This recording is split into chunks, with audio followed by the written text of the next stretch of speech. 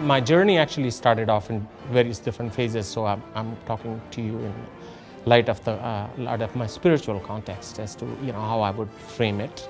And in the pre-mortal context and the post-mortal context, as we are mortal human beings, we live in this world. We are born, and then we live the life, and then we die, so we are caught up between life and death. And it's a cycle that we all have to live through. So in the mortal portion of my life, or the mortal phase of my life, I was born in Delhi. Of course, my father Manohar Lal Talwar and my mother Kamlesh Talwar. Kamlesh was born in Iraq. So there's a significant history associated with my life in light of what's going on right now in Iraq and Afghanistan. And of course, my father comes from that part of the world which is threatened right now, and the Pakhtuns and the Pathans, and there's a constant war which has been going on. And that's one of the reasons why I chose to separate my life from a mortal and into an immortal existence. The word yoga means everything has become one. The word yoga means union. So it's a grand unification of the existence. When we say yoga, we are talking about a level of perception where you have seen everything as one. I was japping the mantra in Raj Yoga. So I started to meditate and perform the 7 steps to I, which is the ultimate, is being one with God, which is what we call as attaining the Om. So that was the point when I realized that Raj Yoga was a way to get to that after doing enough of my bhakti.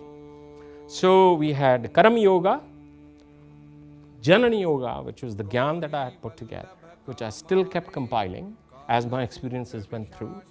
My Bhakti, which was my Bhakti Yoga, through those mantras and through the scriptures and through the sacred texts, to the extent I could understand in English or some Hindi, even Punjabi, because I can speak, read and write 3 faith languages: Hindi, a little bit of Sanskrit, English and Punjabi. So I started to even recite the Guru Granth Sahib, or Japji Sahib as we call it. This is a summary of the Sikh principles. So any sacred texts that I could get my hands on, I would just quickly pile onto them, get them, pile onto them, read them, make sense of them, and then kept writing about everything that was going to happen. So in the spiritual context, then I started to read the Bhagavad Gita, and it all made sense. Then it all came all together. My bhakti paid off, my jnana paid off, my janana came in through. And hence I said the Karam Yoga, the Bhakti Yoga, the Janani Yoga, and now the Raj Yoga, which is what I started on, compiling the Yama, the Niyama, the Asanas, the Pratyahara, and the Pranayama, which I thought was the most important aspect of my spiritual indoctrination, which the spirit was the breath, the Om that we take at every moment of our life. So Pranayama was the major contributing factor in my spiritual context to reach I, which is called the Om, and the end is the Samadhi. So between the mind and the mind I became very, very focused.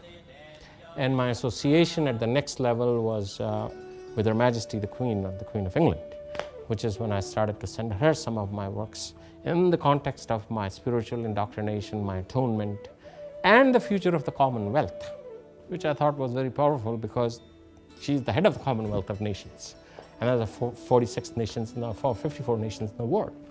So in that context, I started to work myself everything in the future of the Commonwealth 2007, which is when I put all those works together. Very powerful, very meaningful, and hence.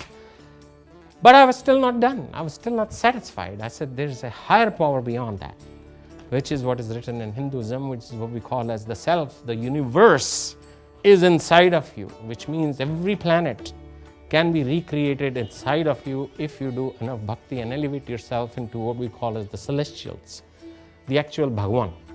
The Bhagwan, whether it is the Lord Vishnu, which is the Lord of sustenance, then it's the Lord of creation, which is Lord Brahma, and then of course the Lord Mahesh, which is the highest power, and the Lord of creation, death, and destruction and decay comes through him.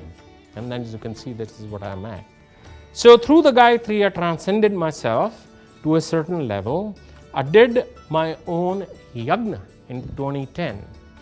I performed a yagna in association with the Hindu temple, the Balaji or the Venkateshwara temple, which is a Vishnu temple, which is not too far in Bridgewater, New Jersey.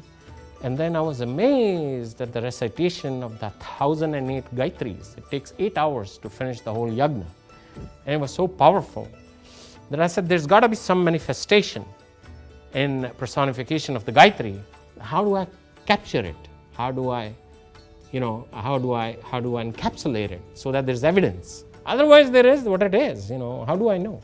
So I took hundreds of photographs of the yagna, the actual fire. And I said, if there is some personification, why do we do the Gayatri as the invocation of all the gods to appear in the Gayatri and see if it is real or unreal, which was very powerful again. I recited the 1008 Gayatris sitting with the Pandits, and they are all trained in Sri Vidya. They are masters of Vedas, which I thought was very powerful, and they are all Siri. So the guy who performed, there were 3 Pandits who performed this yagna, the Siri Dikshit Sharma.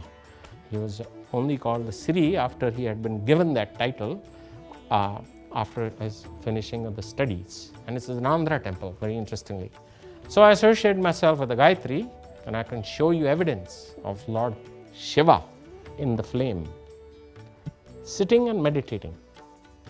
I could show you the Garuda, which is his ride, which is the eagle that landed right on the kunda, as we call it, where the fire burns.